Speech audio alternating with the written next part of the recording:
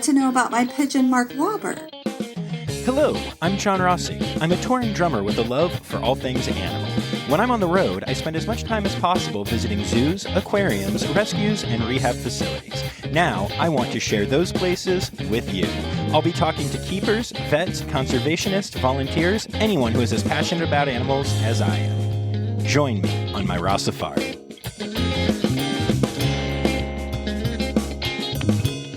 Hello.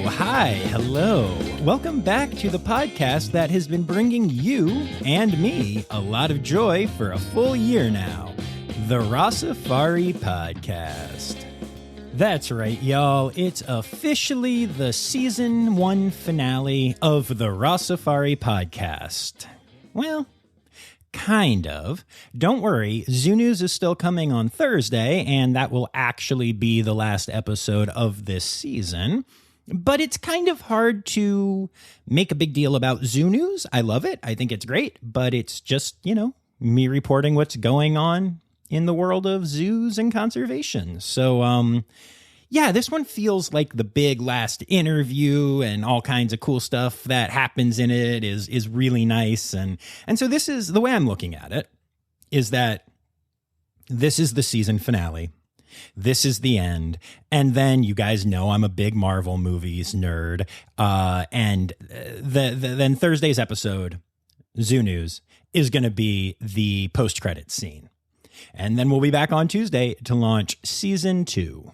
So I'm not going to go into a ton of detail about what that means here because I put out a bonus episode a couple weeks ago explaining that. If you haven't downloaded that yet, go ahead, take the time to listen to that. It'll give you some cool teasers from season 2 interviews that I've done already, and also tell you what you can expect in season 2.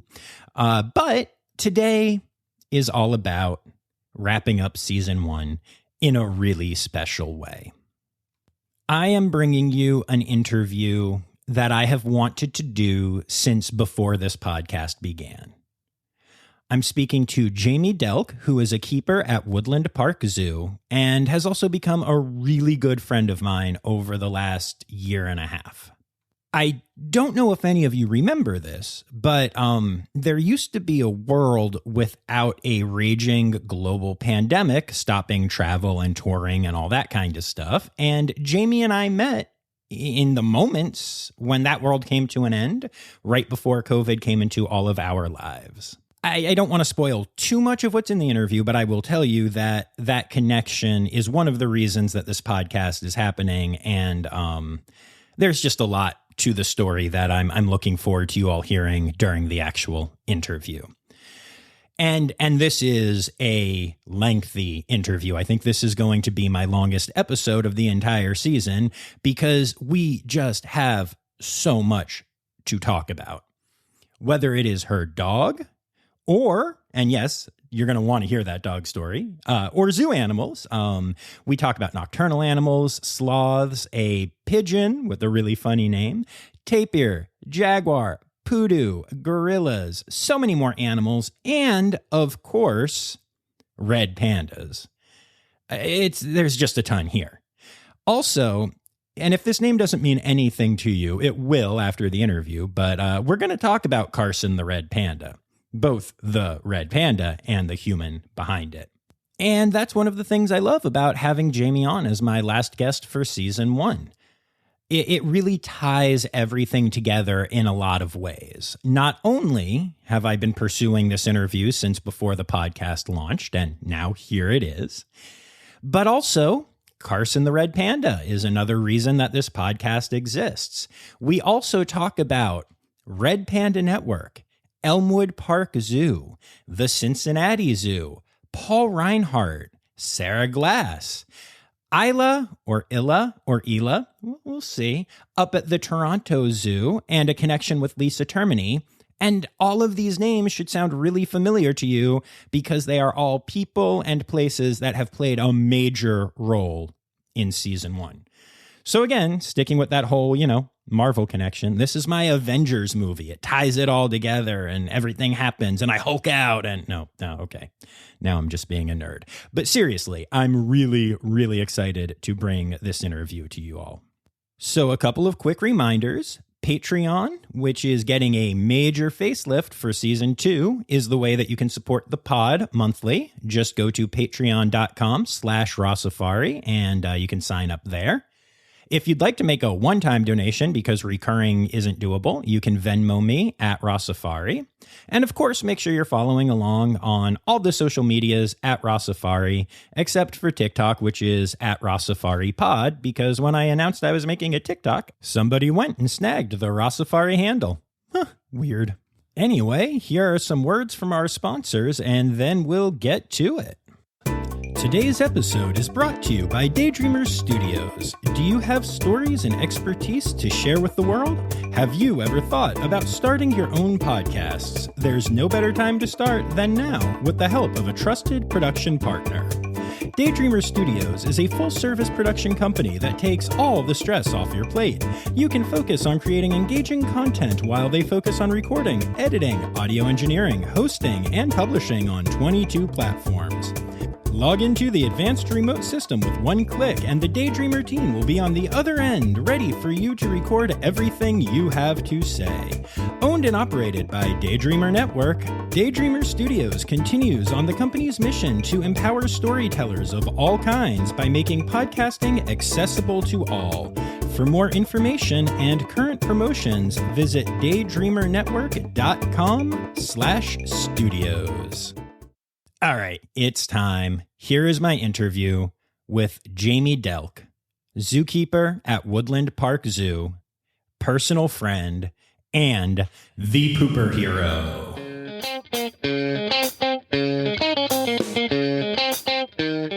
All right, so tell me who you are, where you work, and what you do there.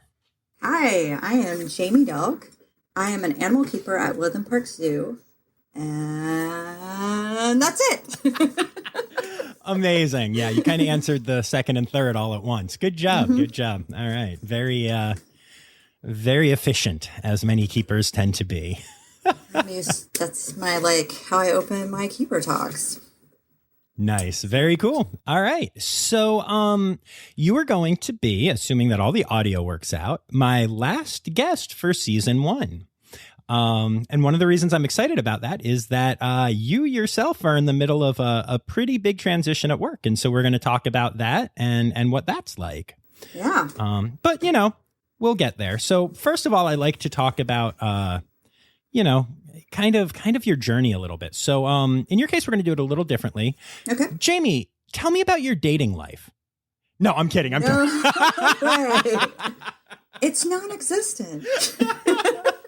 I am the worst human. I'm sorry. No, seriously though, tell me about what made you want to get into this career field and what path did you take? Schooling, all that kind of stuff. Yeah. So I believe when I was just a wee little girl, my grandfather used to take me to the San Antonio Zoo, and he was a hunter and a photographer. So later in his life, he chose to shoot animals with a camera. And had a great love for animals. So we spent a lot of time there. And I believe, when I was 4 or 5, I kind of said, I want to be a movie star and I want to be a zookeeper at the San Antonio Zoo. So the two career paths that I kind of followed, I got my degree in film and video. But I ended up pursuing more of the animal side of things and went back to school for biology. And started volunteering at a little place in Asheville, North Carolina called the Western North Carolina Nature Center, which is my favorite place on earth. And they're one of the small places where if you volunteer, basically they give you back when I did it, you got keys, you got a radio, and you had a unit that you worked. And I worked, I started taking care of their feeder mice and their nocturnal area, as well as their raccoons. And as I was there for about 2 years, I did it 2 days a week. I kind of went and got to do bears sometimes and otters sometimes and kind of got to expand from there. And then when I moved back to when I moved back to Texas, I was lucky enough to get a job, my first paid job at the San Antonio Zoo. Nice. That's all full circle-y and stuff. Yeah. Yeah. That's very cool. So when you were at this place in North Carolina, what kind of nocturnal animals were you working with? They had possum, skunk, and flying squirrel, and then the raccoons. And I took care of some of the raptors as well. So some rehab raptors that couldn't be released back into the wild. At the time, they only had animals native to North Carolina. I think now they've expanded to fossils that have been found in North Carolina. So they just got red pandas there. Oh, that's exciting. Yeah. That's very exciting. We should talk about this Yeah. off air. I want to go to there and hang out with them. Yes. And I'll be driving through North Carolina soon. So, conversation worth having. Absolutely. And this is why it's good to have friends in the animal field.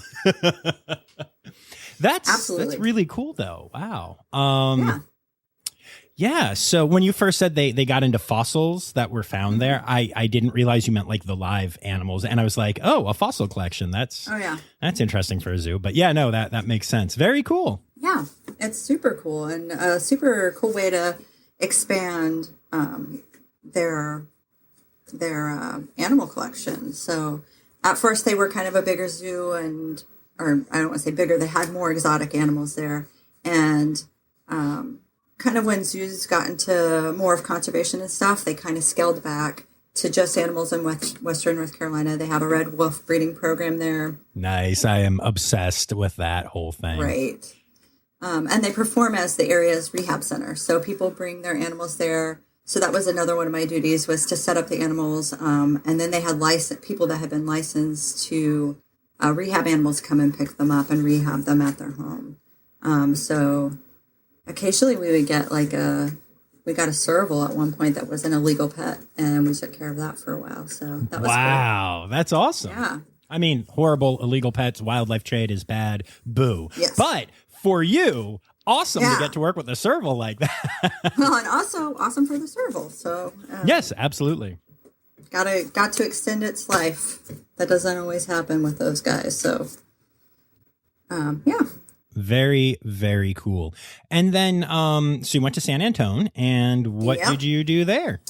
So I worked in the small mammal department, which was bears, cats, and primates. The name of the units there at the time were the location of the zoo. So now it's mammals 1, 2, and 3, but at the time it was large, small, and medium.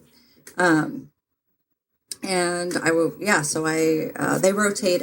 Or when I worked there, they rotated every 3 months. So I got to get a whole lot of experience in a very little bit amount of time. So I got to learn. First was bears, and when I was getting the job, I was like, please not bears, please not bears, because I'm terrified of grizzly bears and the way they run, their shaggy hair, the way it moves. And so when I interviewed, they were like, here's the bear unit. And then I got hired, and I was like, please not bears first. Please not bears first. And they were like, so first day, you're going to learn the bear unit because that's our hardest unit. And if you can't make it there, then you can't make it anywhere. And I was like, okay. Now, bears are one of my favorite animals, of course. That's how that works. Right? Oh, always. Yeah. Your fear builds up your passion. So I love bears. I have to laugh a little bit because when I met the grizzly bears at Akron, they're very scary, which is why I was feeding them grapes so lovingly. They're not very scary. I mean, don't get me wrong. They can be scary and they are very fierce animals, but, they're also really sweet and smart animals too. Yeah. Huge personality. They're a lot like dogs. Oh, huge. Yeah. They're a lot like dogs. They always remind me of dogs. Definitely Andean bears have a special place in my heart. They're just the coolest. The cool, man. Fair. I'll take that. Yeah, no, they're awesome. They're very cool. So since you said the word dogs, we're going to pause for a second because I want you to tell everybody about your tripod. My tripod, Daphne. Daphne's so great. And guess what? So she's coming on her year anniversary. So a year ago. Really? Yeah. Wow. Yeah. So a year ago, she's a rescue. So 13 to 14-year-old pit bull dog was diagnosed with osteosarcoma in her gosh, I think it's her left front leg.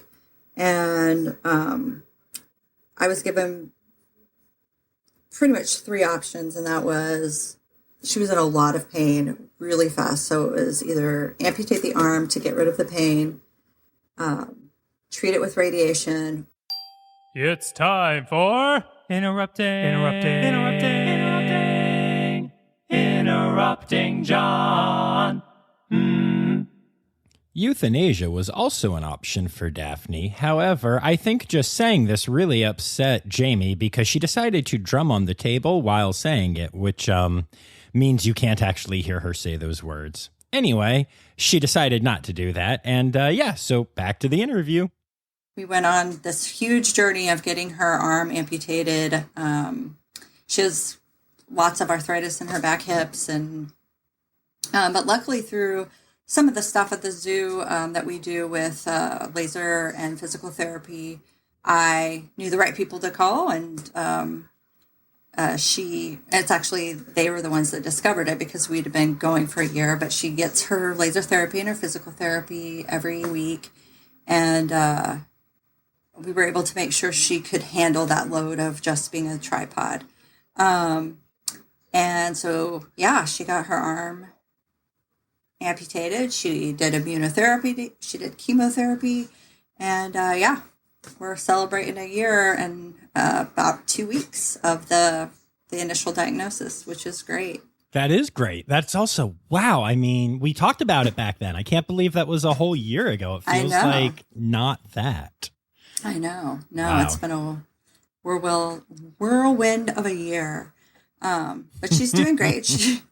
She doesn't walk very much on her own, so I assist her a lot. But luckily, we have like a little suitcase kind of harness we put on her, and we can tootle around. She just likes to spend her time in the backyard, sun-dogging it up, and she's doing great. Well, that is awesome to hear. Yeah. So, okay, back to zoo. I just really like Daphne. But back to zoo stuff because this is a zoo podcast. So you are at San Antone. You learn your mammal stuff. You start off with bears, and take me from there. So I visited Seattle, and I had gone to the Woodland Park Zoo, and probably like everybody else that's visited that zoo, fell in love with it. It's so good. Fell in love with it. Just the exhibits, the thoughtfulness is just amazing. So I was like, I want to work at that zoo. So I packed up my stuff. I moved to Seattle, and I started volunteering there. Because in my experience, it was, you work hard, you show you're a hard worker, you'll get hired. It was a stupid idea, but I had no idea. Well, I appreciate your honesty. I was a little shocked, but okay, that's... It worked out for me, but it was really stupid because, as we know, the zoo field is highly competitive. And to get one zoo job is kind of amazing. To kind of throw that into the wind and try for a second one without, with a gap in that is risky. But I took the risk. I moved up there. I volunteered. And the lovely people I volunteered for just promoted me from day one. And they hired me on as a temp about 8 months after I started as a volunteer. So what did you do for those 8 months? I worked, as a job?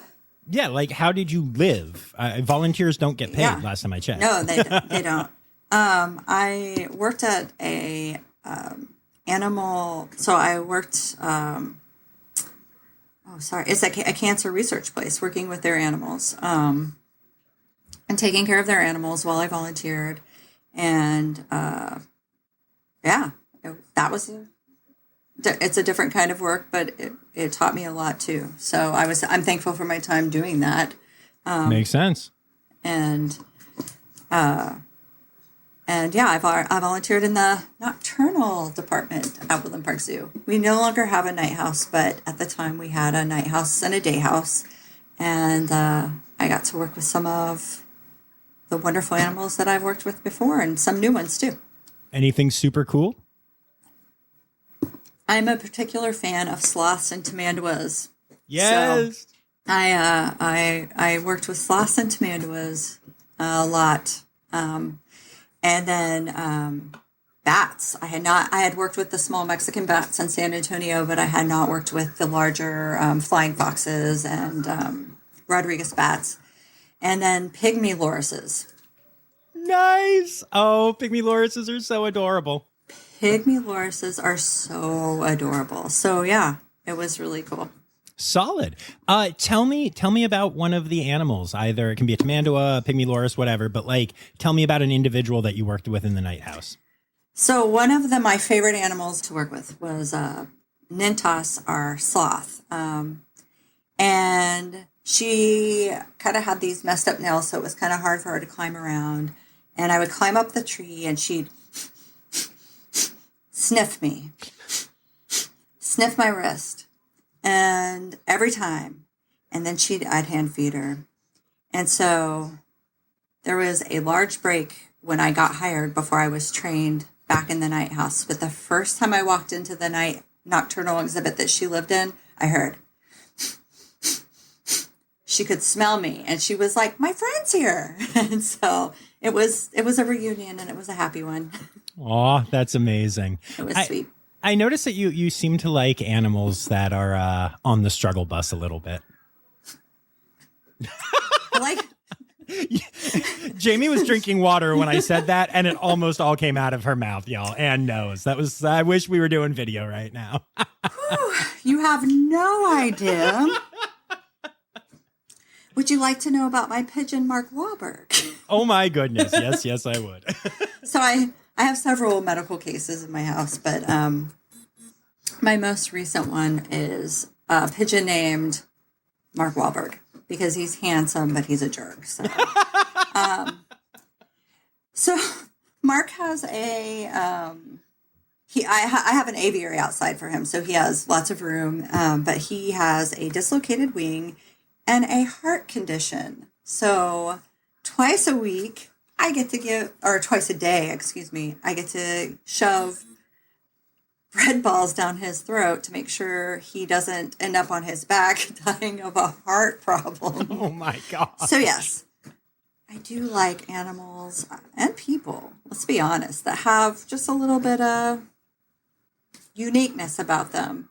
We could say brokenness. It's okay. Brokenness. And suddenly we're back to your dating life. No, she almost lost her water again, y'all. I'm a drummer. my I have gosh. good timing. What can I say? You do. So yes. So before this goes completely off the rails, so then when you got this position at Woodland Park, you got a temp position and then turned it into a full-time position, right? Yeah. So yeah. Oh yeah. So tell me. No, so I was very fortunate that I got to work full time my entire time as a temp, and I worked mainly at the Northern Trail nocturnal areas, but at first, but then I got trained over like 12 different units. So once again, a huge amount of experience and introduction to birds in Jamie's life, which I'm going to let you know, I highly suggest every keeper out there work with birds for some period of time. It will train you to be one of the most observant people in the world because they hide everything so well. And I was very lucky to get trained on birds because the first opportunity that I got a position offered to me was a bird position. So if I didn't have that, I wouldn't have been qualified even for that job. So I was very fortunate.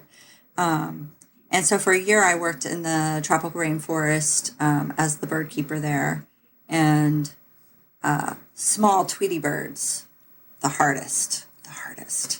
But it was great. And the first moment I had to jump to mammals, I did.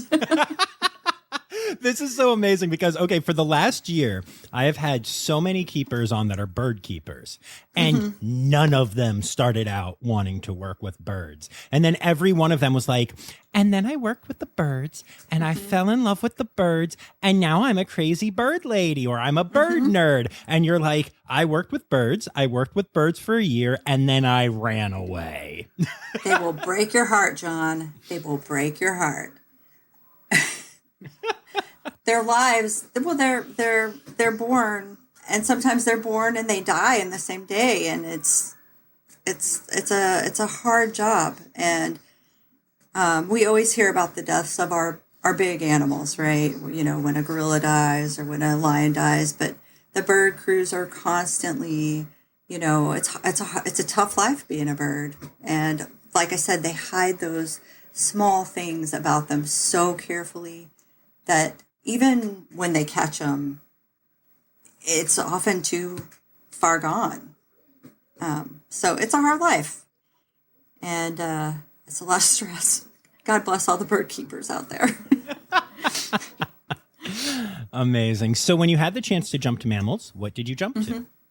A temporary position, and a temporary assignment, I should say. It wasn't going back to being a temp. Opened at it was called the TOPS unit. So it was tapir, ostrich, got my bird, and pandas monkey. And I did that for about a year. And tapirs, all those animals are amazing, but tapirs, I had not had a lot of hoofstock experience. And so tapirs were kind of my first, they're kind of related to horses and rhinos and stuff. So they're a different animal, and they're very shy and kind of sensitive. And we had this baby that was big, and their noses. When you had the baby there, was it still like watermelon baby? I missed the watermelon baby phase, but she was she was born with a iron deficiency. She lives in Denver now. Her name is Ren. We're just going to call her Rennie because that's a much friendlier version of her name. And so they had to take blood on her to monitor her iron levels. And I think she had iron level problems. So we'd have to go in with her and scratch her down. And her mom was Key Lang, and Key Lang was the biggest tapir on record. So I remember the first time I walked in with Rennie, I was super nervous and I was kind of breathing hard. And that tapir just was looking at me like, are you nuts? What are you? Calm down. Like, people do this to me all the time. Yeah, so we'd scratch her down, she'd lay down, she'd lift her leg, and she would let the vets come in and draw blood from her. And it was super cool. They trained it in her since she was tiny, since she was a baby. So she was super used to it. That's really cool. Yeah. And she's since had lots of other babies. I don't know if you remember, it was years ago, the video of the vet running in and giving the tapir baby CPR that had just been born. But that was Rennie's first baby, and she just didn't save the tapir's life. Nice. That's very cool. What kind of tapir are we talking about here? Malaysian. Okay, cool. Malaysian tapirs are really cool. I mean, they're all cool. I have not met a tapir that I don't like yet. So, yeah. Very cool. So, and then when did you end up in the job in which we met? So that happened. So the temporary assignment I think the economy crashed, and all of our part-time employees went to either full-time. And so they started shifting people around the zoo, in which case my temporary assignment just happened to fall back into, I went back to my original team where I worked with birds, but a position became open because somebody got promoted into a lead spot on the jaguar unit. So I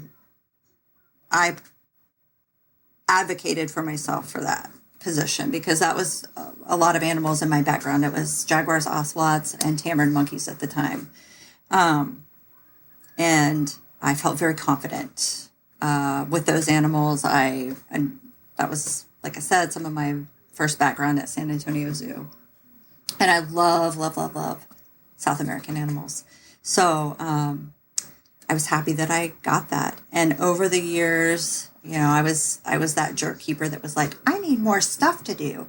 I'm not doing enough. Give me more animals to take care of.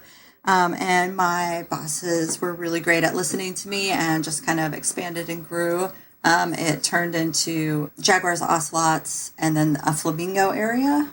So flamingos, screamers, some ducks, and then my first introduction to red pandas. I got the breeding red pandas. Then we ended up renovating one of our exhibits and getting cheetahs. And since I was the only person on our team that kind of worked with code red animals that were mammals, they decided to take the flamingos and the birds off my string and actually put the other red pandas and the cheetahs on my unit. And then the cheetahs were just a temporary kind of exhibit for a year. So once they left, we got made wolves. So I had, and I'm sorry, I totally forgot about my little deer that I took care of this whole time, my pudu. Yes, pudu are amazing. They are. So I had, in the end, jaguars, ocelots, pudu, red panda, and made wolves. That was a really hard job. You mean the really hard job that you got yourself by advocating for yourself and making it challenging for yourself, right? Just want to make sure we're on the same page here. When I say it's really hard, I mean because there's just too much cute. That's fair. That's fair. Not because it's actually really, really hard. I mean, it was a busy unit, but yeah, and it still is. But I just meant it's way too cute. How do you free up your time after looking at a cute pudu to looking at a cute red panda to training maned wolves, and then going over to the jaguars? It's hard, man. Yeah, no, that's a tough life. And one of my favorite things on this podcast is seeing all of the small connections in the world and how small the zoo world is. And don't we have some connections with some jaguars and Elmwood Park? You have my stinka. Yes. Yes. So Elmwood Park, whoa, wonderful place. In 2013, my jaguars I think it's 2012, my jaguars had babies. And they had triplets. Funny fact, we don't often get to name the animals that we have babies. That goes to, we get to choose the names, but often like donors or public get to pick their names. So we always come up with like fake names for them. So would you like to know our jaguars' fake names? Oh, yes. So we had, the male jaguar was golden and beautiful, and he ate all the time. And his dad's name was Junior, so we creatively called him Junior Junior. And then we had Scooby-Doo. That's Inca. Oh, my gosh. Because she ate so much. And her and Junior Junior would just fight. And then we had Scrappy-Doo, who would wait in the corner. She was tiny. She'd wait in the corner till everybody else had fallen asleep, and then she'd come and feed. She was our smart girl. So they turned out to be Arizona, Kuan, and Inca, Inca lives at the Elmwood Park Zoo and has gone on to have her own babies. Yes. Who have gone on to have their own babies. And Inca has quite a story. And there's a reason why I say Elmwood Park Zoo is the best. Tell the story. Have you not heard this? So Inca. Tell the story. We're talking to a lot of people here. I've heard the story, but I'm just one of them. Inca, we were actually preparing our male jaguar to get a tooth extraction the day that they came in and they said Inca almost died. She had a similar tooth extraction, the same tooth actually. She had broken on I think a water drinker or something, and they had to go, and it was kind of like this perfect storm, but she actually suffered from a aneurysm, I believe.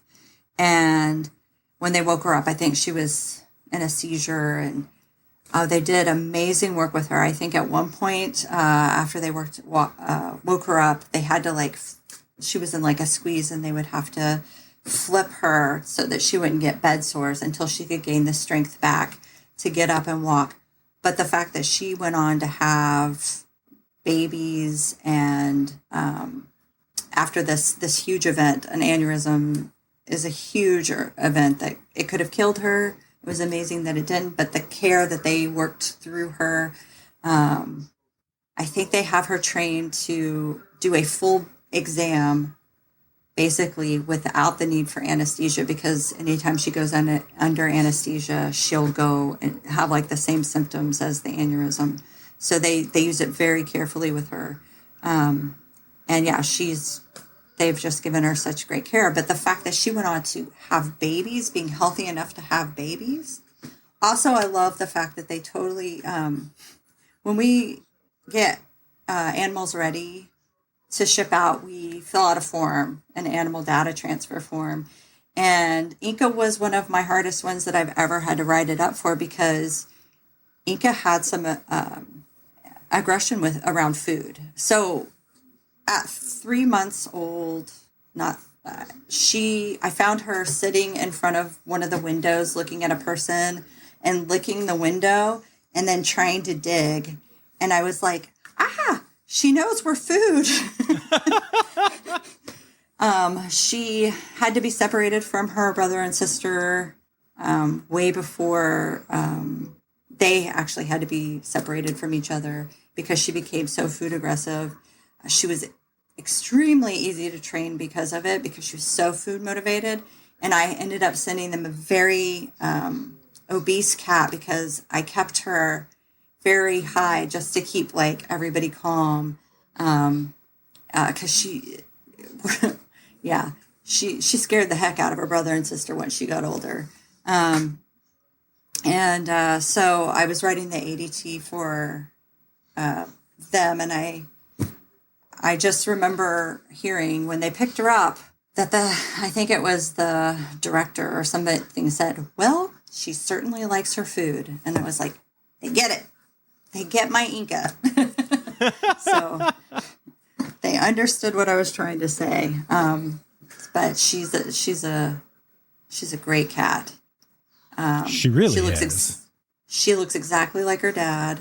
She's huge like her dad. Her mom's quite small, and she's great. Every morning I would walk into the jaguar holding area, and I'd say, good morning, and Inca would just meow, meow, meow. She would just be so excited to see me, and I've always wanted to go and visit her. And most time the cats hate me. Once they ship out, they're like, ugh, I don't want anything to do with you. But I always wondered if she would just start vocalizing again for me. But it's been 8 years, so she probably didn't even remember. She might. You've got a place to stay if you want to come say hi. I know. I need to. Yes, I need to. Absolutely. She's a great cat. Absolutely, she is. And I don't know if you said that she looks just like her dad. Did her dad have the heart on the back? Her dad did. I do not think had the heart on the back. And actually his coloration was a little different. His son really has kind of his dad's golden coloration. So her dad was actually has wild blood in him. So, I mean, they all do, but he actually came from Bolivia. And his parents were wild jaguars there. So they had kind of have a one strike rule with them. And so his parents had been surrendered to the zoo for being in a public area. And so his genetics are really important, but he has a different look about him because he's Bolivian. Bolivians kind of have this different look about him. They have more square heads instead of round heads. And they're just a little, I like to call them like the pit bulls. They just kind of have a pit bull body. They're pretty cool. But she definitely, in the face, looks a lot like her dad. That's cool. I was going to say, because I don't know if you know this, but she had the two cubs, Luna and Diego, and Luna has the exact same heart. That's so cool. And it is so cool. So I meant to look it up before, but her name, Inca, actually means something to do with love. Oh, cool. And so when she turned around and we saw that heart on her back, we were like, her name fits her. It's the coolest thing ever. That's so awesome. It's time for interrupting John again. Oh, hey again, it's me. Just wanted to let you know that Jamie did send me the actual information about Inca's name, and it means love of life.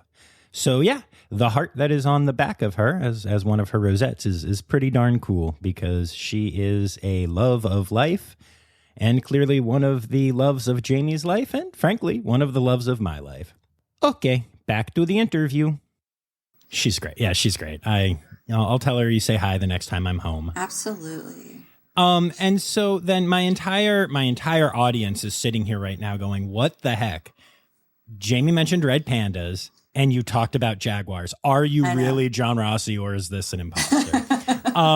But I really love my Elmwood Park Zoo connections. But we need to talk pandas. As a matter of fact, you know, I want to tell the story. I know that you know it, but I want my listeners to know this, about the day that we met and about some of the impacts of the day that we met, because I don't know that keepers always get to appreciate the impacts they have on people in big and small ways. And so I was in Seattle playing a show, as I do, playing $1 Million Quartet, and had the day off before the show. And so my friend Megan and I came to Woodland Park Zoo. And our original plan was to kind of try to race through the zoo and then run off and catch another zoo or aquarium or something, which was the dumbest idea. Jamie is shaking her head and giving a thumbs down, because Woodland Park Zoo is an all day, actually, you could spend like a week comfortably there kind of zoo. It's amazing. So one of the big things about Woodland Park Zoo that most people who know animal internet stuff know about is Carson the red panda. And that is an account with a ton of followers, that is run by a very wonderful lady, Carolyn, who used to live in the Seattle area, doesn't actually anymore, and would go and spend all this time volunteering at the zoo and just hanging out with Carson and taking good pictures and videos of Carson. And it was actually, she was getting ready to leave the area when I got there. And so the original plan was we were hoping to meet up at the zoo, but unfortunately, she was packing and all of that, so we couldn't meet up. But she texted Jamie, let her know that I was going to be there and that I'm like a good person. At the time, there was no podcast, but I was doing the Rossifari Instagram, had way fewer followers, but was trying to make it a thing and get into conservation education. And so Jamie came out and was feeding Carson, and it was hilarious because I have met dozens of rock stars, and I don't care. They're just people who do what I do, but with more money. But holy cow, did I feel like I was meeting a rock star when I saw Carson. And also Jamie, because like Jamie is just, I mean, Jamie, say what you will about yourself, and I know what you say about yourself, but you know that on that account you are treated as the goddess, man. I mean, you're Carson's best bud, and he loves you, and that cannot be bad for the old ego.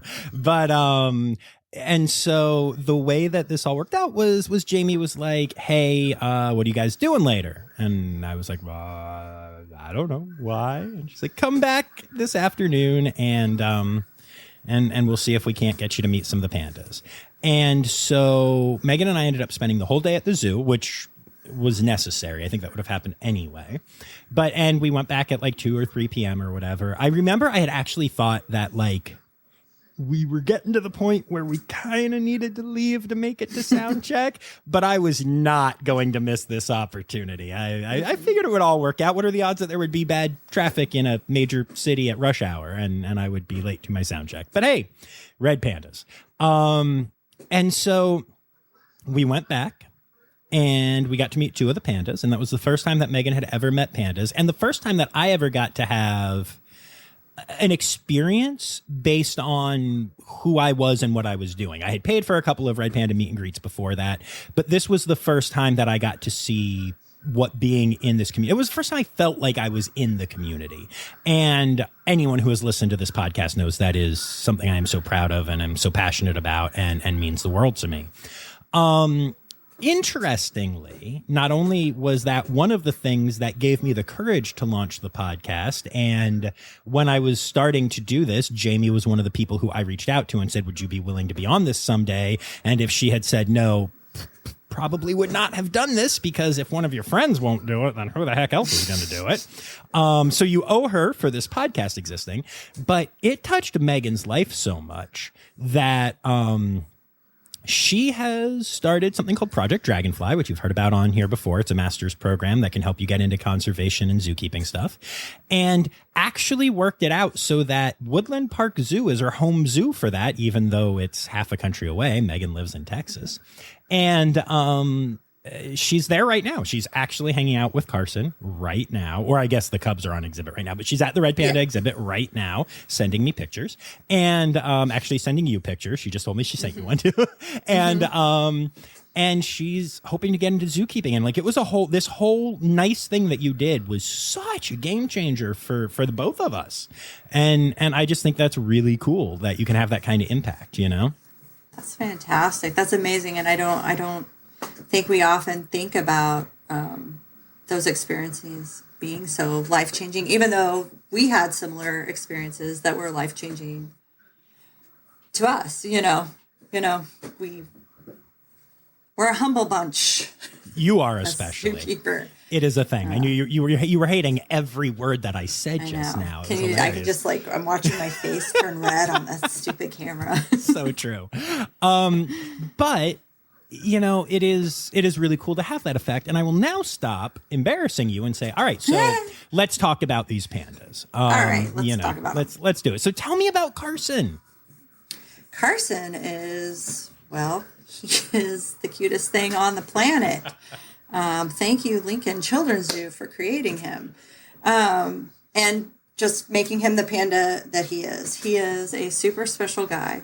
He was hand-raised with his sister Willa, which I think she's at Chattanooga Zoo. Yeah, I think you are right. So. Yeah.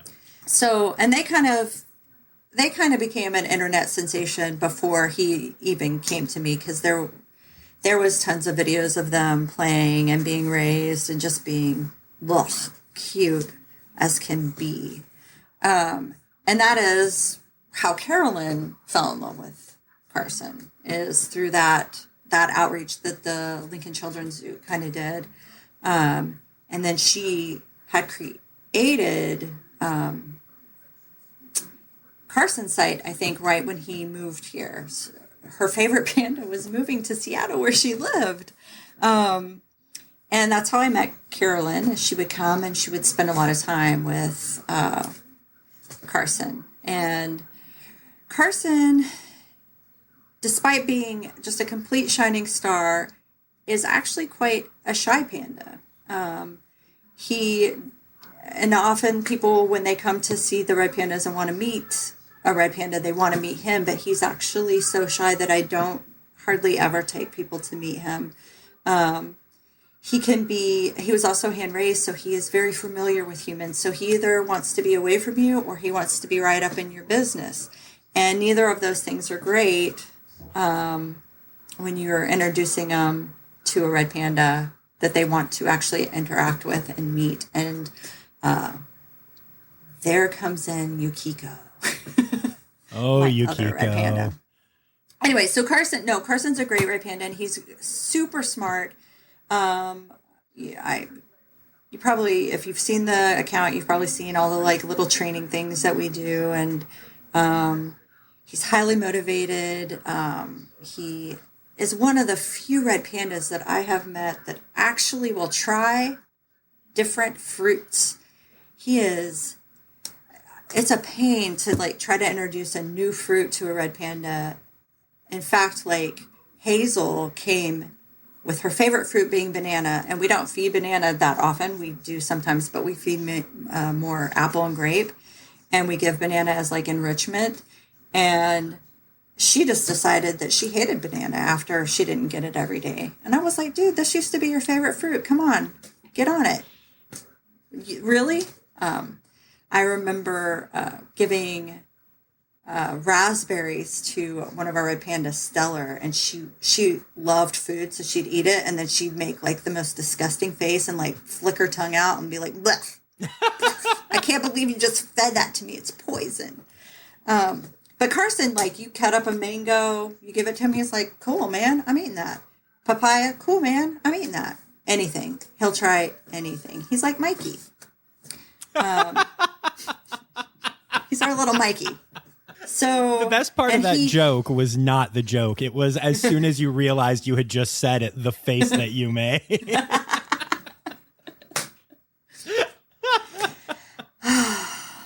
Yes. Yeah, Carson is an exceptionally cute red panda, and I'm so happy that he can be a face for red pandas because Carolyn is so great at promoting conservation. You know, like if a kid's selling bracelets to raise conservation, it's on his site like that, and she's bought 20 of them.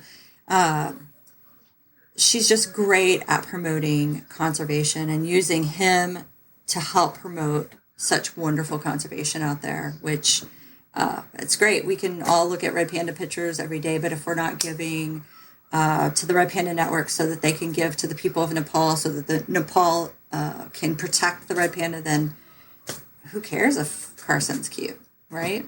Absolutely. Carson will be the last one if we don't save them. Yeah, it's a thing. So he's a special dude. He is. He's just he was very fond of his keeper at Lincoln Children's Zoo, and I've just noticed through getting to know him, he has one keeper that he's felt that way about. And so in quarantine, he had one keeper that he felt very strongly for. The other one, he's like, "Cool, you're cool." And then I became his full-time keeper, so that got passed on to me, and it has since been passed on to other people, as we will get to. Absolutely. And then, so tell me about the other two, Yukiko and Hazel. Oh, Yukiko and Hazel. So they are our breeding pair. So we used to have an exhibit and a back holding breeding area, and we would move the male from the exhibit back to the breeding area every year, and we'd have this empty exhibit for like 4 months out of the year. And so we decided not to do that anymore. We decided that's when we got Carson. And we're very fortunate that we actually get to have both of the species or subspecies, depending on we're going who you species are. now. I'm Okay. sticking with the geneticist here. I tell people to trust science too much. At first, I was like, I don't know how I feel about this, and I was like, wait, I always say trust science, so trust the science. Yes. Trust the science. So the two different species, we have the Stayani and we have the Fulgens. Carson is the Fulgens, and Yukiko and Hazel are the Stayani, or the Refulgens. Talking scientific names here. And I apologize if I say them wrong. But so Yukiko came to us from North Dakota, Red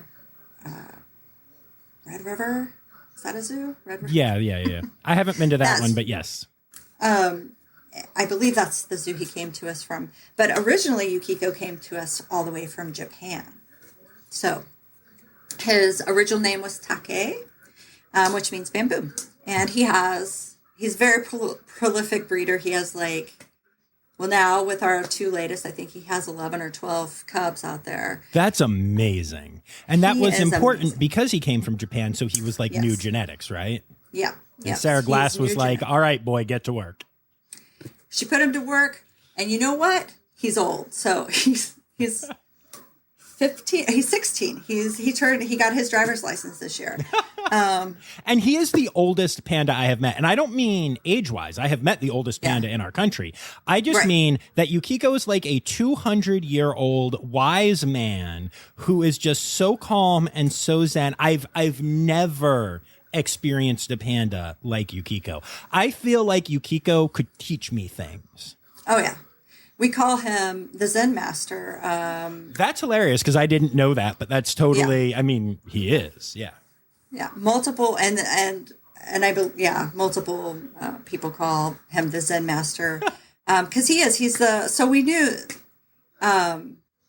so before him we had a red panda named Harold.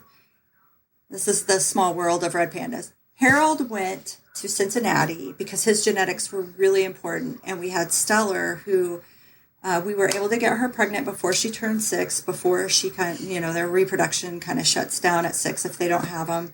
But her baby didn't survive. They needed some babies from his genetics. They really wanted his genetics. So they send him to Cincinnati, where they're masters at such things. And he bred with Lynn, and Lynn had Hazel and Harriet.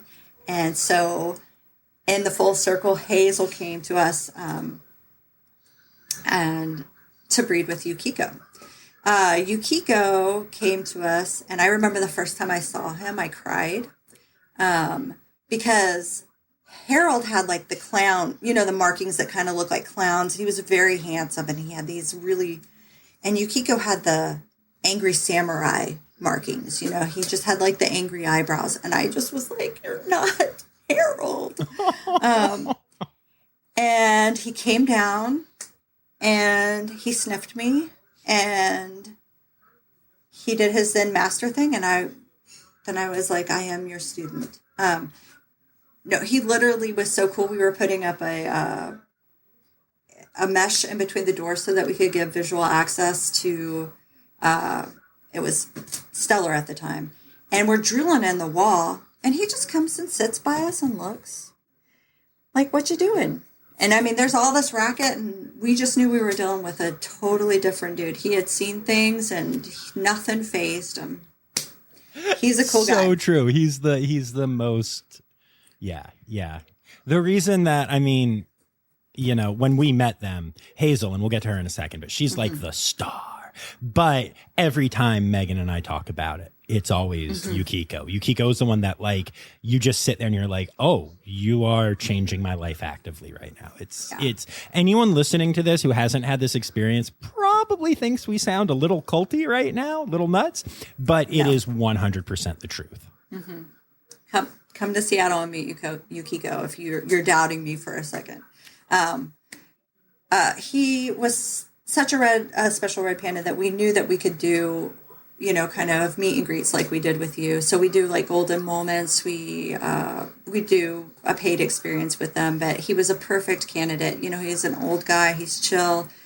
He came to us, I think, at 9 years old, and which is pretty old for a red panda to begin with. But Yukiko is a little overweight and had some like arthritis problems because his age. So we're very fortunate that we kind of partner with one of animal kind of rehab, physical therapy, laser therapy people, and our vet techs are trained in it as well. But he was a perfect candidate to start kind of that program. And so we immediately started physical therapy along with laser therapy pretty soon after he came, just to help increase his mobility, because we found out he was getting a 1-year-old mate. And at 10 years old, we wanted him moving well enough for a 1-year-old mate. Fair enough. Yeah, no, we were that's real. That's real. Yeah. And Hazel came into our life. Unfortunately, we lost, Stellar had lost a couple more babies. She just was not, her babies were not healthy. So she just never could have a healthy baby. So we decided to retire her after her third kind of loss. It was really hard on her. And then we lost her a little while after that from, I believe it was just congestive heart failure. She was 10 years old, which is an average lifespan for them. And so Hazel came to us. This young, I remember when she popped out, she was 5.5 kilograms of nothing but spunk. And I thought, oh my gosh, what am I going to do with this cute little thing?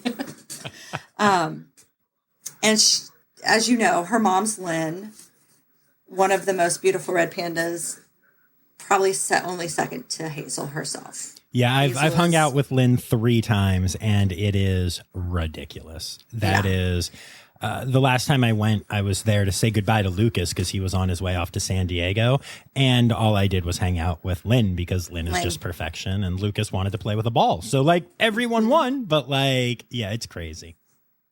I have to just interject here. Before I took over the red panda unit, or just as I had, we had so Stellar, our red panda, was one of the largest ever recorded, and red pandas, to breed, the females need to be in a certain weight range, but the weight range they advised for most females to be in was too small for Stellar. But we measured her and we found the right weight range, but we still had a hard time. So I was very fortunate that I got to go to Cincinnati and spend a week with the keepers there, learning how to breed red pandas. And we were successful that first year with her. And so I'm always very grateful to the Cincinnati Zoo for letting me come, and to Paul and Alyssa there. How amazing is Paul Reinhardt? Can we just just all the love? I mean, getting to do that episode with him was ridiculous. But what a cool amazing dude. guy. Yeah. Amazing guy all around. Just made me feel, everybody there. It's an amazing zoo. Everybody there, from the director down to just the interns at the intern house, made me feel so welcome. We're so inviting, and spending time. Yeah. Getting to meet a Bactrian camel. So cool. So My cool. heart stopped, and he displayed for me and everything. It was just amazing. Ugh. And it was filled with learning experiences, but also just really cool experiences. I got to feed a manatee while I was there, and it was a childhood fantasy being created right in front of everybody. Nice. Shout out, Cincinnati. Such a dork. This is why you're my friend. I know, it's true. It's true. So anyway, Hazel. Back to Hazel. Yes, I don't even the queen. Hazel. Hazel also was amazing to watch because she was a spunky thing. As soon as we put her in with Yukiko, it wasn't breeding season. She attacked him. I separated him. I said, we're going to wait till breeding season. He's too old for this. And then breeding season came, and it was amazing to watch her. She still was spunky, and he had the hormones going, so he didn't care that she was so spunky like he did before. He was still pursuing her. But when it came to, and you hardly ever catch red pandas doing it, but Hazel and Yukiko, I think one of my coworkers said it's hippie love over there. They're just making love in the fields of grass. And yeah, for sure. She was so cute. She would run away from him and then look behind her and wait for his little old butt to catch up to her. And then she would run a little further, and then he'd make his little and chase her around. And yeah, it was the summer. It was the winter of love. She was successful. We put her in the same kind of physical therapy program so that we could build up her abdominal muscles so that she could have those babies really quick. We trained her to stand on a T stand. We did radiographs the first year to confirm pregnancy, and we did. So we did radiographs the first year, but we did ultimately get some ultrasound equipment that was sensitive enough to look through their fur and everything because they have really thick fur. So her first cub, she popped him out in 2 seconds. She's the procrastinating red panda. She doesn't build her nest until 2 hours before she's going to give birth. Ela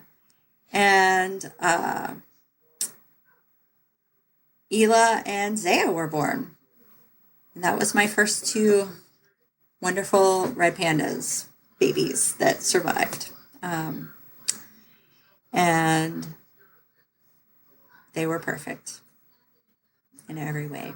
So Ela, I called Sherpa forever. So if anybody sees that, because Ela was born and she climbed immediately up onto Hazel's head and was like, all right, I've arrived. While Zaya just went straight to nursing. She just was born and went like straight to nursing.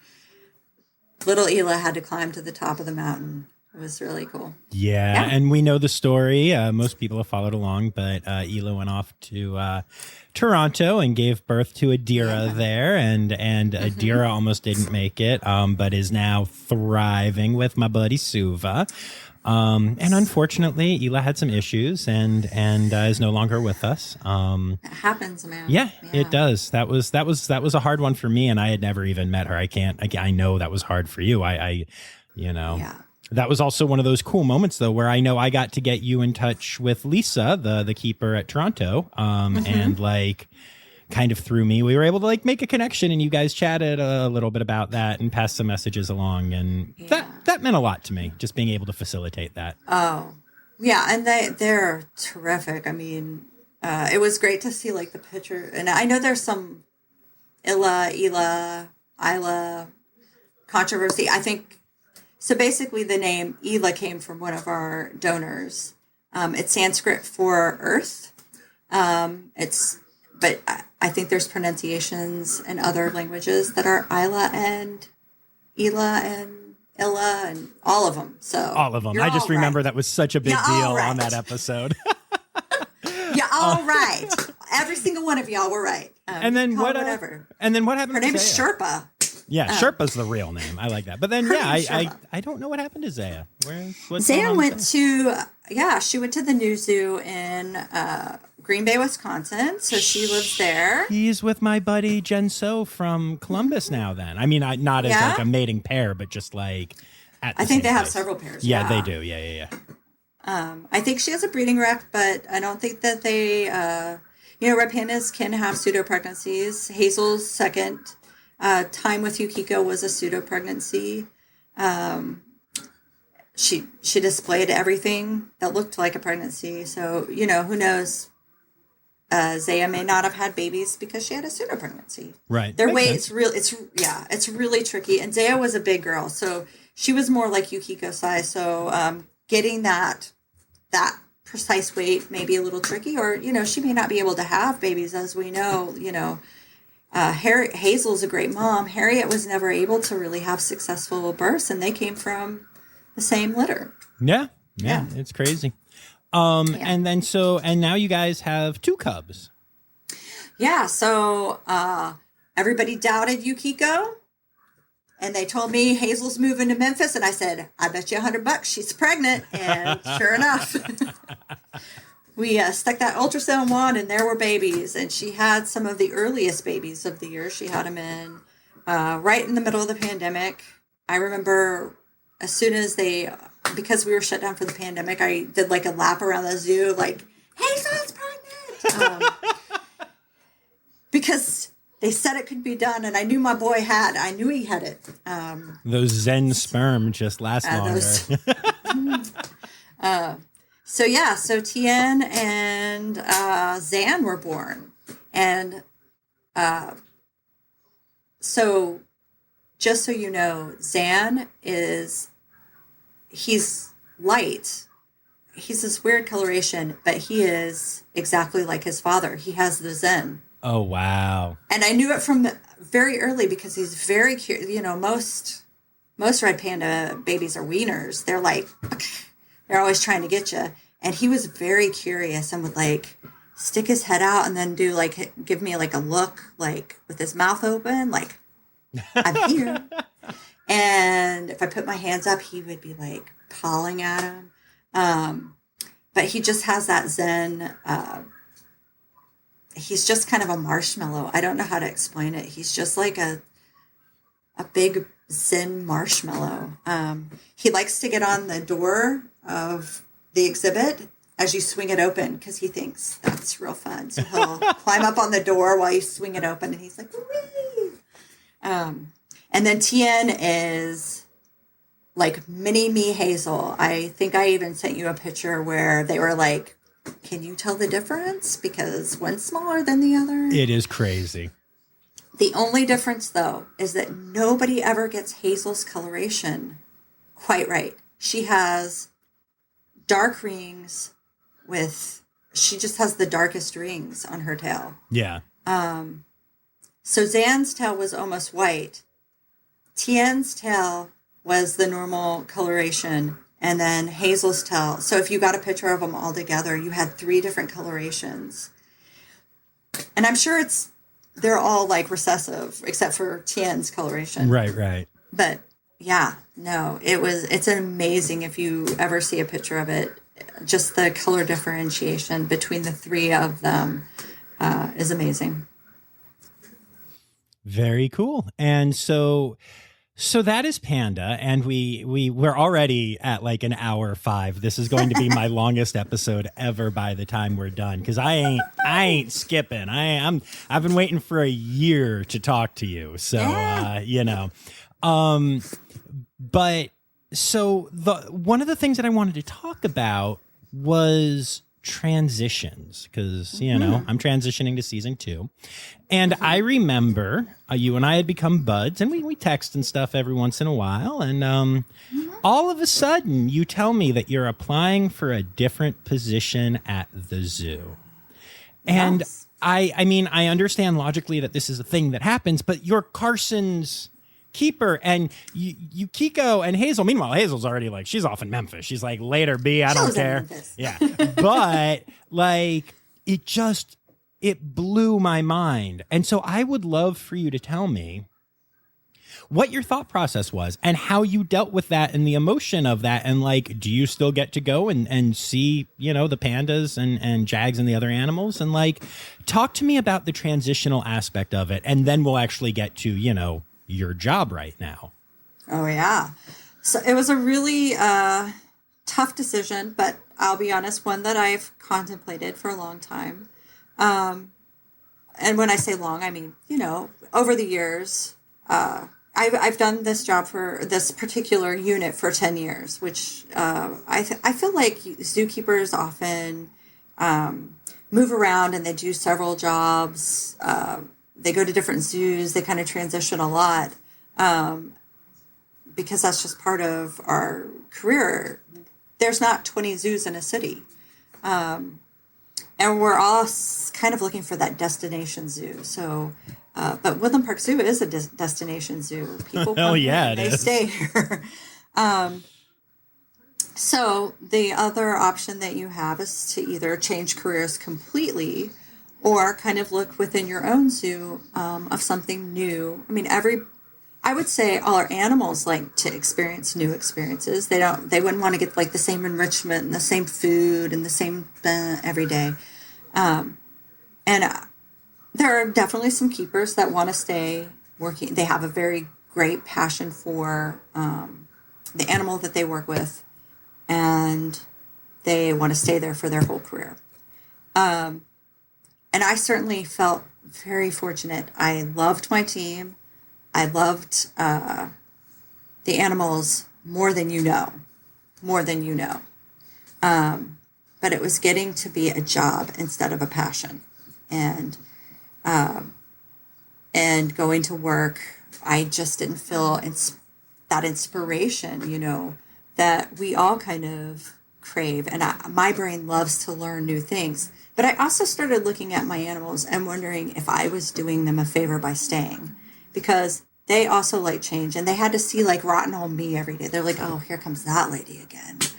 I think this speaks more about how we've talked enough for me to know this has more to do with your feelings about things than your animals. But I do get what you're saying. Variety is good. Variety is good. Variety is good, and it's good for our animal. Like if I'm the only person that can get Nayla to shift in, that's no good.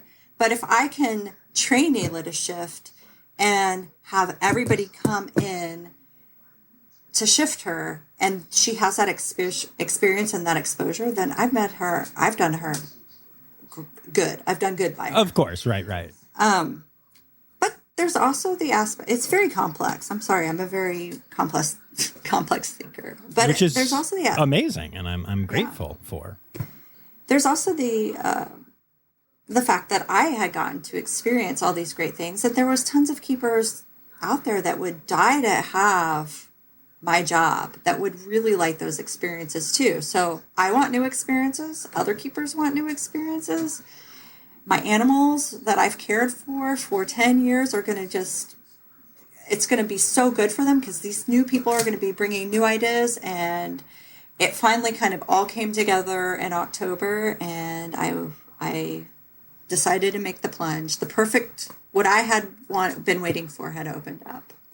And I did. And at Woodland Park Zoo, when there's a job opening like that, you apply to it with the rest of the world. Like, you have to interview for it. You have to get it just like you would any other job. So it had been 15 years since I had to do an interview. So it was really good for me in that aspect too. So, and it's a different role as well. So I had been the 5-day-week keeper. That was my only job. And this was a kind of a different role for me. So I was excited about it in a lot of ways. But it was scary. There it is. There it is. I was waiting for it. Yeah. It was scary. It was scary because when you have something so good, it's really hard to risk losing that. I was very thankful that my managers encouraged me to do that as well. So we can kind of get a complex sometimes, like, I'm the only person that can do this job. I'm the only person that can do this job. This job's been done by a bazillion people before you. You're not the only person that can do this job. It's just you want to be the person doing that job, right? And you don't know if what waits out there is going to feel the same. It's going to give you the same. As Carson best friend, like, that's hard to give up. But it was time that he made some new friends too. New friends for Carson is good. And I don't know if you know this about me, but I make friends all over the zoo. And one of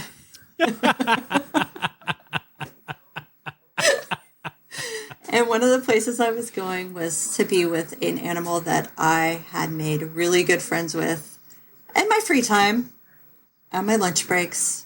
Just an animal that I grew very close to. And everyone who knows you knew that you were talking about animals, because making friends with people is clearly not a goal in your life. Like, we are friends, but like, it's not something that you strive for daily. Not when there are like gorillas and stuff. Well, I unfortunately relate to animals a little bit more than I do to people. Yeah. I like people too. Mostly animal people, though. I have my moments with people. But so tell me about this new friend that helped you transition. Yeah, well, it started 10 years ago when I first became the jaguar keeper, actually. I had worked a little bit with primates in San Antonio. And then I had a little bit of primates worked at Woodland Park Zoo, but I never worked with great apes. And I didn't know a lot about great apes. And when I first started at the jaguar exhibit, kind of back of the exhibit kind of butts up to the gorilla exhibit. So every day I would leave through the path that took me in front of the gorilla exhibit. And I first saw a gorilla named Pete. And Pete kind of always looked unhappy with life. I wasn't sure about him, And at first he wouldn't even look at me, and then he would kind of look at me and then look away. But as I passed every day, he got to where he looked at me longer, and I started talking to the gorilla keepers, and they said, "Why don't you just come and meet Pete?" And I was like, What? And he was a Yukiko. He was the most gentle creature I had ever met. He just took this little peanut from me very calmly and gently. I'm sure he had his moments, but with me, he was this calm, wonderful being that made me fall in love with gorillas. And him and Nina were kind of foster parents, so they took care of the kind of orphaned or the the group of kids that had to be hand raised. And in that group was a little gorilla named Nadiri. And Nadiri often, like, Akinji would be off playing, and Nadiri would come up to me and she would tap the window, and I would sit with her and she'd try to stick stuff out for me, and I became very close with her. Years go by, and Nadiri has her own baby, Yola. And Yola was partially hand-raised and partially raised by mom in this kind of really cool way, where they kept her in the gorilla unit around gorillas, but they did the feeding with her until she was old enough to just climb on mom. And once she climbed on mom, she didn't let go. And the first time that the first time I saw her, Nadiri came right up to me, sat that baby in front of me, and then did her thing like she always did with me, like try to stick sticks out. And I don't know what happened, but me and that baby connected, and it's history ever since. I'm not Yola's only friend, but I am a great friend of Yola. And she totally stole my heart. And for 5 years, I have wanted to work closely with her. And I got that opportunity. So I also was looking at kind of going back to my roots of bears. So the opportunity was a relief keeper in the Asian bear unit, which is Paddis monkeys again. Yay! Asian small clawed otters. Oh no, they're not super cute. And Asian bears are sloth bears. I'm sorry, they're Asian bears, but sloth bears who are amazing. Sloth bears are ridiculous. I've gotten to spend some time with the ones at Columbus, and it is stupid how cool they lips. Are. Yep. I said, give me your lips. Oh no. I love them. And I love the team over there, and some of the keepers that I started out as a temp work over there. And so I was really excited to go back and work with them, and it just was perfect. And I applied and I interviewed, and I was so thrilled when I got it. Yeah, you were. And you got to transition to the job kind of slowly. Like you were learning there, but still hanging out with your pandas and maned wolves and all that stuff. And right. Like it was a good amount of time. Yeah. It was like, then they had to hire for my job. And amazingly, it wasn't, so the person that was the sloth bear relief keeper ended up wanting my job, which is why that became available. And she applied and got my job. So that opened that up for me. So she was looking more for a 5-day week gig. She really kind of wanted that. I would say there's an unspoken leadership that comes with a 5-day week keeper.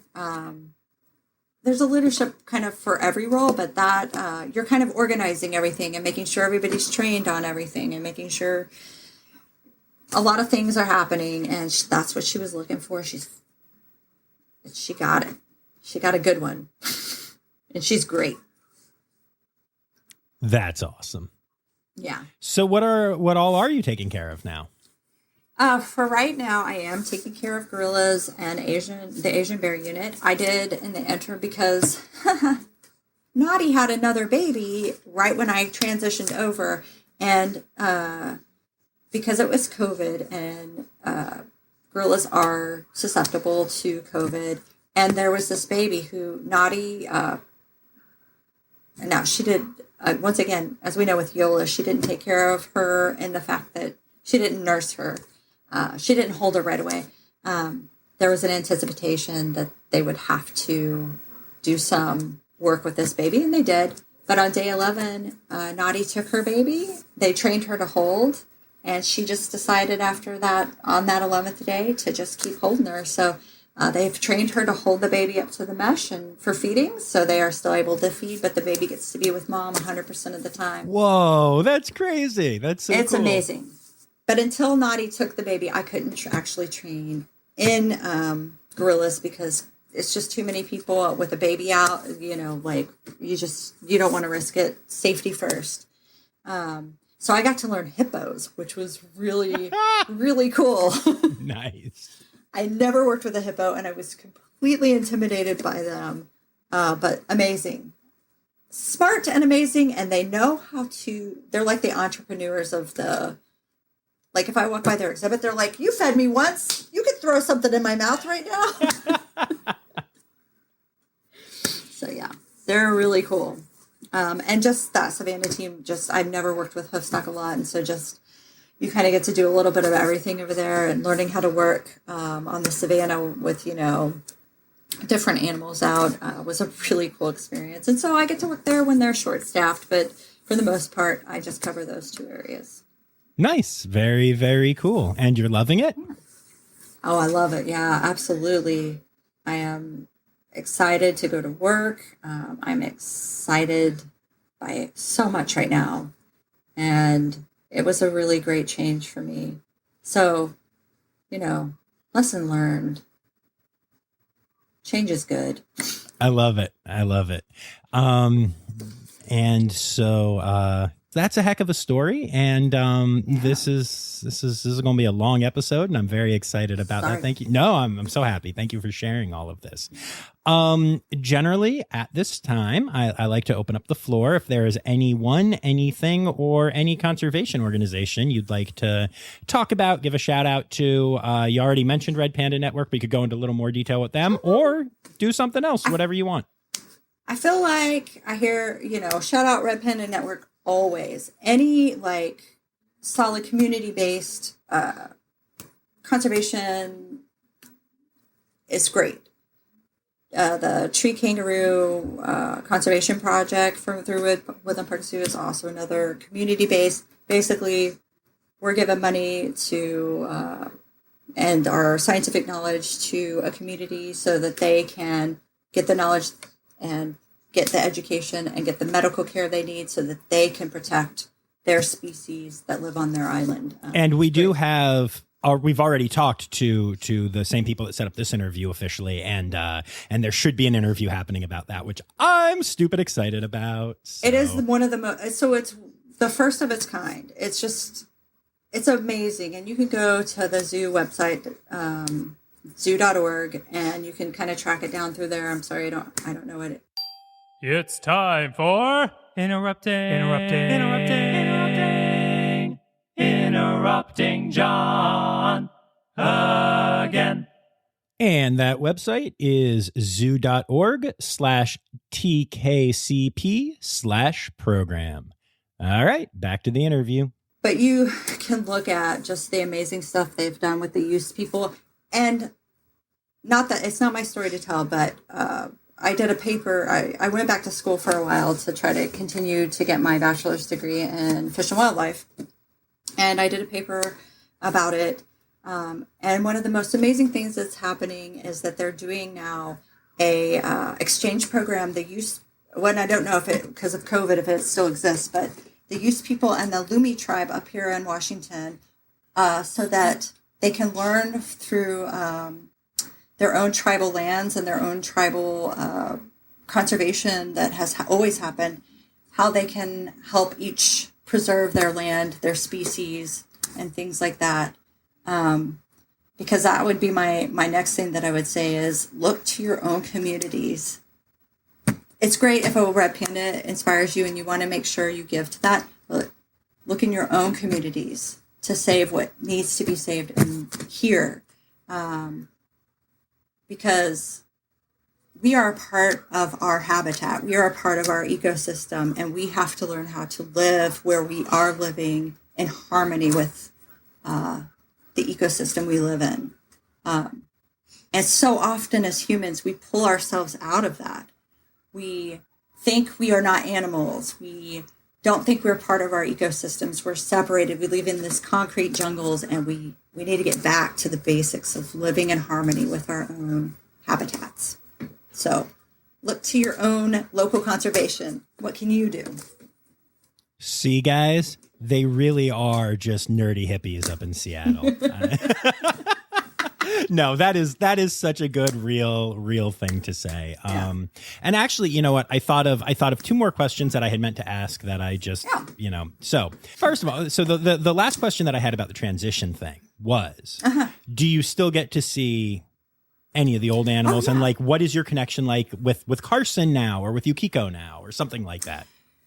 Yeah, so definitely I remain as one of the trained people on that unit. So if they are short-staffed people, or say somebody calls out sick, I'm able to go over there and help out as needed. I worked it for 10 years, so even in a pinch, I can figure out, even if some stuff has changed, I can figure out the basics of it. I see Carson every once in a while. Carson gets what's known as the mucus poops, the panda blahs. Yeah, the blahs. New people taking care of him. He gets them really bad, and he can get them consecutively. And he just looks like he's dying. I mean, he doesn't look like he's dying, but he just looks miserable, and he looks really sick. And then he has a mucus poop, and he feels better. He has had a mucus poop as big as my fist, and I'm not joking. I'll send you a picture of it. It's gross. Yay. I know it's one of the most amazing things I've ever seen Carson create. I definitely still can go. I see the jaguars very often because I'm passing through there to turn on heaters and gorillas. All of our heaters are in the jaguar pump house, so I go and I play with them. I get to be their friends now, right? Instead of their caretaker. Right. They get to be my Yola, like what I go and do on my off time. And yeah, I've gone to see Yukiko a couple of times because, he's my dude. Yeah. And Hazel is gone. Right, of course. Like, that's the thing, though. Like, if I came back to Woodland Park, I want to go see pandas again, obviously. But, like, I kind of want to go with you. Like, meeting a new keeper is cool and that's great. But, like, you're my Jamie Panda friend at Woodland Park. Like, come on now. Yeah. So that's good. I'm glad you have that. Yeah. They're very nice. And if I just even said I need a little panda time, she would invite me right over. That's awesome. For sure. Very cool. And then this is going to be a kind of random question. I don't know if you know the answer, but how the heck did Woodland Park Zoo get zoo.org as their website? It's so smart. Every other place is like town description, blah, zoo.org. And you guys are just zoo.org. It's a win. So think really hard what exists here in Seattle. Microsoft. I was going to say Starbucks because I'm a coffee nerd, but also Microsoft. I'm also an Apple guy, so like I kind of forget they exist. But yeah, fair. Okay.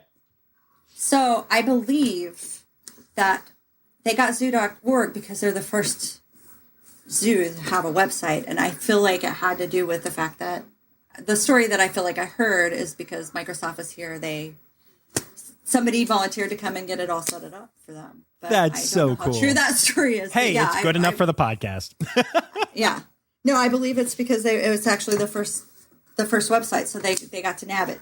That's amazing. Very cool. Or they were the first one to nab it and then, like do WP Zoo or Woodland Park Zoo. That's so cool. Zoo.org. Yeah, I love it. It's just like, oh, all right, neat. It's time now, don't you know? We've come to the end of the show, but there's one tale left to go. You're gonna laugh and say, oh no. It's time for the Rossifari poop story. Hit me. All right. So I have a similar game that I play with people. It's called, what's the grossest thing that's been in your mouth? Pause for dramatic effect. So my poop story was going to be the same story I tell for what's the grossest thing that's been in your mouth. But then something epic happened to me the other day, and I thought this is my poop story that I get to tell. I'll tell the other one at another time. It's just due to the circumstances we're all in. So we had gotten an email at work saying, the zoo's going to fully open by this date. We really encourage everybody to get their COVID shots. I'm a lazy git, so I hadn't gotten my COVID shot vaccination because it just was too much work. And I was like, it'll fall in my lap somehow. But after I got this email, I thought, well, maybe I should sign up.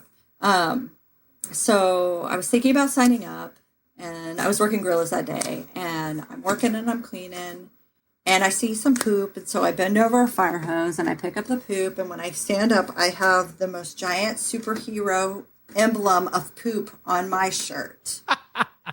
Because somebody had pooped on the fire hose and then I didn't see that, but I just saw the remaining poop that had not made it on the fire hose. So big poop superhero emblem.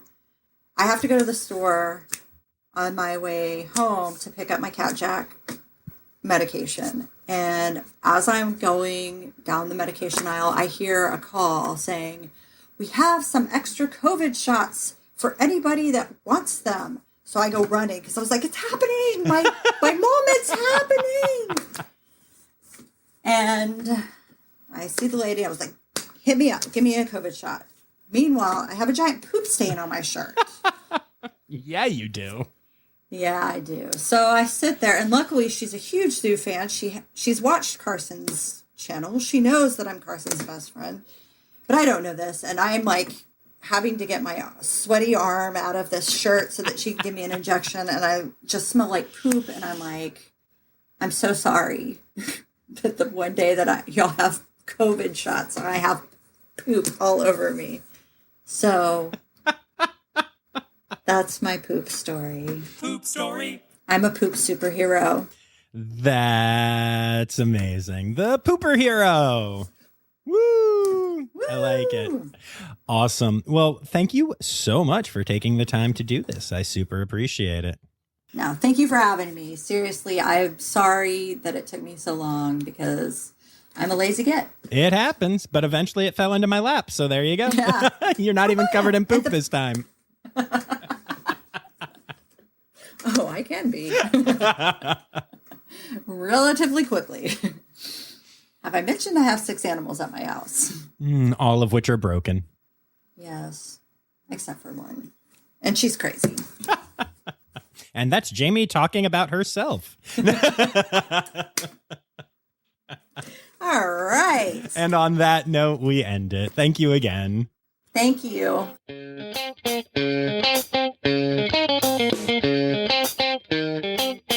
Well, that was obviously a lot of fun. So you can make sure that you check out Woodland Park Zoo, zoo.org, which is still so cool. And they're also on social media at Woodland Park Zoo. And don't forget to check out at Carson the Red Panda, which we talked a lot about in this interview because Carolyn is awesome and deserves all the love and praise. And again, I just want to thank you all from the bottom of my heart for being here and making this first season so successful, so much bigger than I could have dreamed of, and just so meaningful to me and I know to a lot of you. So yeah, we'll be back with the Zoo News on Thursday, and then I'll see y'all again in season 2.